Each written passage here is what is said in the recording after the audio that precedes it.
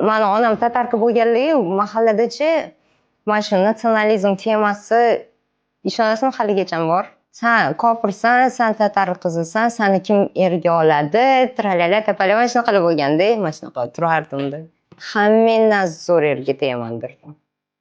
Katta gapirmagin, gapiraman katta, hammangdan zo'rga tegamandirdimda. Xudoga shukr, на самом деле так получилось. O'zim xohlaganimdan ham zo'r. Men u paytda shunchalik представлением bo'lmagan, xohlaganimdan ham zo'r. Menga xo'jayinim, например, emas, он самый лучший друг. Любой temani gaplasha olaman. Любой настроениемni, emotsiyalarimni o'sha paytda eshitib beradi. Chunki ayol kishining baribir o'sha emotsionalniy skachok bo'lganda eshitish kerak-da erkak kishi. O'sha payt eshitib, keyin o'zimga kelganimdan keyin qayerdadir baribir noto'g'ri gapiramiz. Emotsiyada ayol kishi har doim noto'g'ri gapiradi.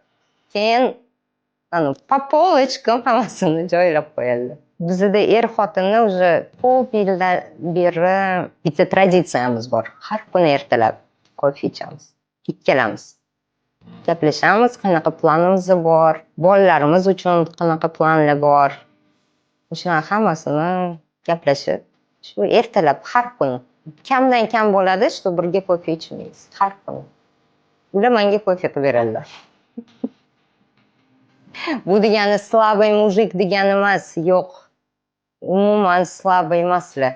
Hozirgi paytgacha katta xarajatlarimni hammasini xo'jayinim qiladi. Men eslolmayman, benzin quyganim, yoki mashina yuvganim. Например, mashinaga taalluqli hech narsa qilmayman. To'xtab qolsa to'xtaydi, ko'chada tashlab ketishim mumkin, lekin to'xtamaydi, xudoga shukr. Vaqtida qarab qo'yishadi. Men baxtliman. Xudoyimga behisob shukr.